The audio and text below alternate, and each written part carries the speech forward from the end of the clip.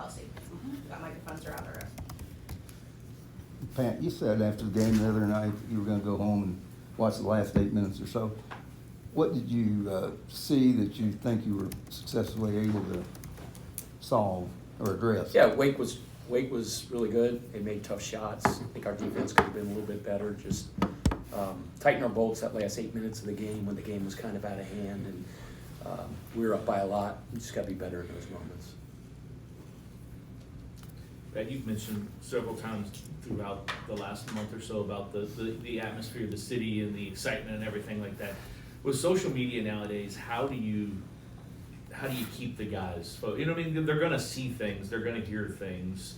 Is it a matter of just inside this building you guys don't talk about it? Or how do you keep them from not thinking about a 10-game winning streak or the hype? Well, I mean, regarding social media, I convey to them my opinion that it would be in their best interest, whether you're a college basketball player or not, turn it off.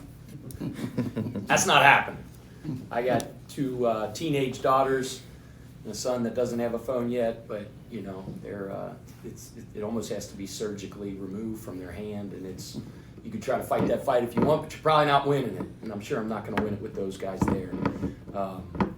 You know, I'd much prefer and recommend they keep blinders on and just worry what they can control and don't worry about, you know, whether it's keyboard warriors when things are going bad or a bunch of high-fivers and patter on the backers when things are going good. You know, it's just trying to stay focused on being excellent at the next thing. That's what we concentrate on all the time. And I'm blessed and lucky to coach a group of guys that are very mature and that handled adversity in the early season with some tough losses against tough opponents and some injuries that they handled that very well when things weren't really rolling and going our way. And I felt like over the last month, since we've been playing very well and winning a bunch of games, they haven't allowed, you know, the praise and, you know, success to affect them in any way either. Every game is a brand new challenge. Winning games in college basketball, any coach at any level will tell you that is very, very difficult. We have a very tough opponent tomorrow at Georgia Tech, extremely dangerous, and they play very well at home. And we know we have our work cut out for us, and our guys have been really locked in on the process of preparation for them. What you just talked about, Pat, is there any concern? You're playing 3 teams in a row with a record of 4-24 in the conference. Any concern that, you know, sooner or later? I'm concerned with one game. Right. You mentioned the next 3 games or something like. I don't even know who we play next after this. I never do. Okay. I mean, sometimes I'll have to peek at the schedule and just to see what it's going to look like. And Steph's put my schedule together for the next couple of weeks. But I mean, we could play the U.S. Olympic team in 4 days, and I wouldn't start preparing for them until after the buzzer sounds tomorrow night, win or lose. Keeping the Georgia Tech, then, do you have any concerns about playing a team that haven't been very successful? I have a lot of point? concerns about Georgia Tech, a ton. They have extremely dangerous pieces offensively. They're as good of a pick and roll team as there is in our entire conference. They are going to challenge you on every single possession to be on your responsibilities, and if you're not, they can embarrass you. So we have to be on it. The level of preparation that we have to have to their concepts and to what they do, really on both ends of the floor as well. Damon has them playing extremely hard. They'll disrupt you on defense. They'll change defenses on you. They'll change coverages.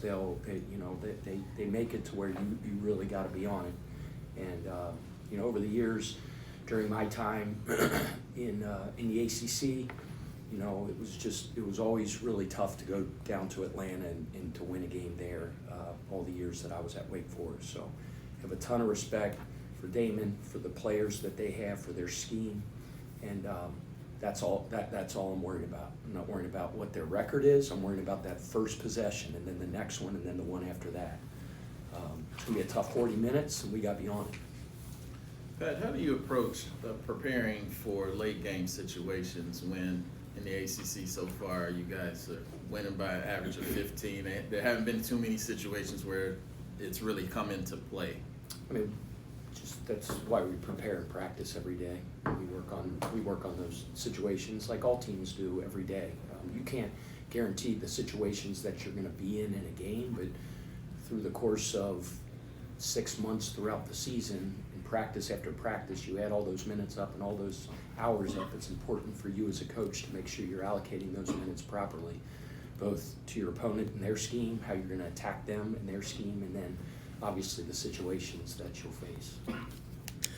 Pat, going back to your previous 2 stops, have you ever had a season where you get into the month of February and you only have maybe 7 or 8 guys available simply due to injury? And if so, how were you able to use those seasons to kind of guide your way through this current season where the injury bug has bit you guys really hard? I don't think, that's caught me on the spot there with that question. I don't think in my head coaching career I've really ever kind of dealt with the type of season we're having this year with those type of injuries. I'm not saying that is poor, pitiful me or feel sorry for us or anything, but it is a unique situation. And I thought our guys have handled it really well at various times when guys would go down and roles would have to change in certain areas. Guys would have to take on new responsibilities and things like that. Other guys were going to have to step up, and I think our guys have done a good job of that throughout the course of the year. Kind of following up on that, obviously a shortened bench because of the injuries. Following the Wake Forest game, Steve Forbes made the comment that you've got a deep bench. Obviously, the bench is much shorter. How do you explain how the guys value their minutes so when they do come off that bench, it feels like it may be deeper than it is? How do I explain they value their minutes? You better. This every tick of the clock is so darn important. And on a defensive end, guys being where they're supposed to be, carrying out their assignment, talking, and then on the offensive end, doing their job, doing their role. The old Mike Krzyzewski thing, like, if 5 guys are like this going in different directions, your hand's not very powerful, but if they come together as one, they're extremely dangerous and powerful, and I think that's what our guys do. That's what we call the power of the unit. It's the uncommon commitment to the guy next to you. It's doing your job and doing it with excellence, with pride, with a smile on your face. Not for your own individual accolades, statistics, but so that you don't let the guy next to you down, and that's just at the core of our philosophy. Pat, what does it say to the maturity and the unselfishness of the players, knowing that when you recruit them, you're saying, okay, this is what I want your role to be, only for those roles to be wildly different because of the injury situation, but they're still on a 10-game win streak now? It's not just your roles wildly different because of the situation after, what guys are told in recruiting. They're told very honestly that we compete. Roles are defined by them. By how you compete every single day. We tell guys, if you want something promised to you and given to you, you probably should go somewhere else. 5-0 on the road in conference play, does that speak a little to the, you talk a lot about the maturity of this team and the leadership and the veteran. Does that speak some of that, you think, of being successful on the road? Yeah. We have a lot of guys that have been there, done that, right? That have logged a lot of minutes, played a lot of games at the collegiate level. So, going into venues and tough places to play with tough crowds and tough environments, they've at least done that. I think experience matters in a lot of regard, but just their makeup too. It's that they just stay very steady in their process, whether it's playing a home game or a road game. We preach so much about road excellence. I've said that to you guys before, and that's just, really starts the day of travel. It's how we practice here, because we'll practice here, do film here, and I tell them it starts when they pack their bags in the morning to make sure they put 2 pair of their defense in that bag, sometimes a third, and GBT on the airplanes. Have fun, because these life experiences that these guys have, because when they go on and play professionally, even though collegiate sports has become more professional, this is still in the formative years of their life, so that the moments that I remember more than anything, like, when I played in college, I remember the NCAA tournaments and those type things, but you remember your experiences in the locker room with your teammates, on the airplane, traveling, in the hotels, the funny stories that you'll tell at reunions someday. So I'm not naive to think that those guys don't enjoy themselves when we do things. They should. But there is just an unbelievable seriousness of purpose about our players in every walkthrough and in every film session. And that doesn't guarantee results. We could get our butt kicked tomorrow by Georgia Tech. But I am a firm believer that you stay steady and that consistent and that your results are ultimately going to be what you want long term.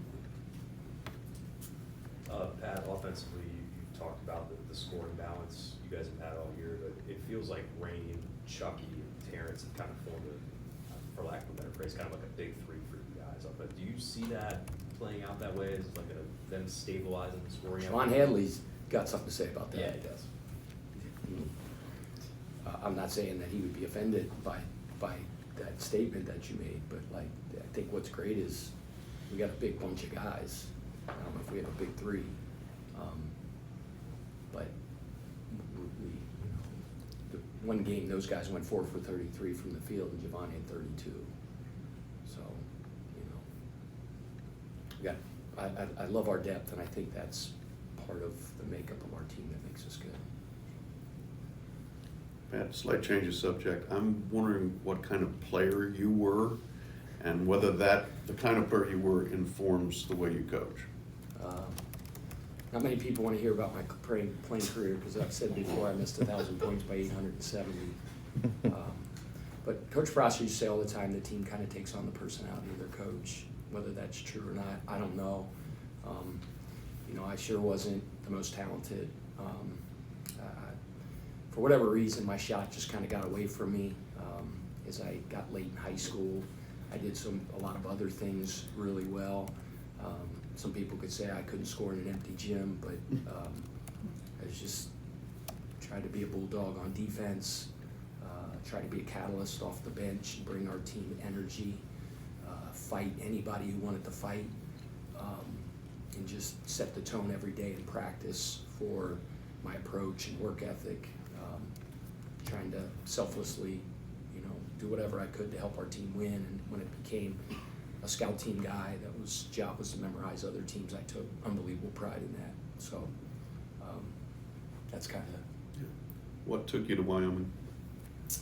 So that staff was at Miami, Ohio, and they were recruiting me as kind of a preferred walk-on at Miami, Ohio. And then they got the job at Wyoming like late May and had a ton of scholarships to fill. And, I don't know. I kind of think in my own head and heart, because sometimes I challenge myself and make stuff up in my head, but I almost felt like they just wanted me there because I was going to bring up the team GPA and crap like that. And then I went out and said, "Who's your starting point guard? Because I'm going to kick his ass." Pardon my language. And ended up starting that freshman year, and we stunk, which is probably why I started. It was a great experience. I mean, it led me back to Xavier to play for the great Skip Prosser, who had a profound impact on my life. But that learning experience was great for me as well. And last part of that is you mentioned Skip. What was his human touch that seemed to work so well with people? How long you got? How long do you have? Skip was a Renaissance man. He was so interesting. He could talk hip hop and rap. He could talk high level politics. He could talk Irish literature, writers, and like some of you guys, he could kind of get on the same level with because his vocabulary was off the charts. He was so interesting. Some of my favorite times working for him were the times we went driving together, recruiting, and we would talk everything but basketball. He was a doting father. He loved his sons like he loved to breathe. He was a terrific basketball coach, and probably his greatest attribute was he was a teacher. He was a phenomenal teacher. And I've said this before, but he believed that the Ralph Waldo Emerson quote that said, "Our chief want in life is someone who can make us do what we can," is what drove me most as a teacher, to push people to be the best they can be. And fortunately, we lost him 17 years ago. There's so many people in the business that remember him and still tell me Skip stories when I see him, and it's so awesome to have his memory brought up like that. And his name's brought up, virtually every day to our players. Coach, you've been successful everywhere you've been so far. How hard is it to handle success? We're just trying to be great at the next thing we do, that's it. I mean, the success that we've had in the past is over, whether it's at a past program or 10 wins in a row. It doesn't guarantee we're going to win tomorrow. if we're not ready to play against Georgia Tech, we're gonna get our butt kicked. Any other questions for Pat? The only other thing I want to say is I want to give a big thank you to Danny Busboom Kelly, who will always be a legend and an icon here in Louisville, one of the greatest coaches that this program's ever had.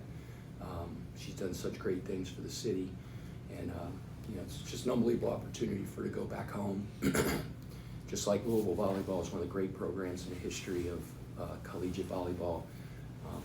So is her alma mater of Nebraska, and I wish her all the luck in the world. Dan Meskey is an absolute grand slam hire. You know that when there was just not a stinking blink of the eye, and it was like, you're hired. And I just says that, I think that says so much about him. And I think Danny would tell you he was a major part, major architect in the building of this special collegiate volleyball program, and he is going to absolutely crush it here, and I'll be their biggest fan. Pat, any update on Noah? Yeah, I mean, he's getting better. You know the whole story, how he tried to play through it, and it kind of really slowed up his recovery ultimately, but he's just such a dog and a warrior, and he was just, knew our rotation was really short, and he was just like, Coach, I won't play. And it just set things back, and I think he's getting pretty close. I wish I could give you a more concrete update, but we want him to come back when he's ready, so we don't have any setbacks. We're hoping it's really soon. All right, thank you. Thank We ever going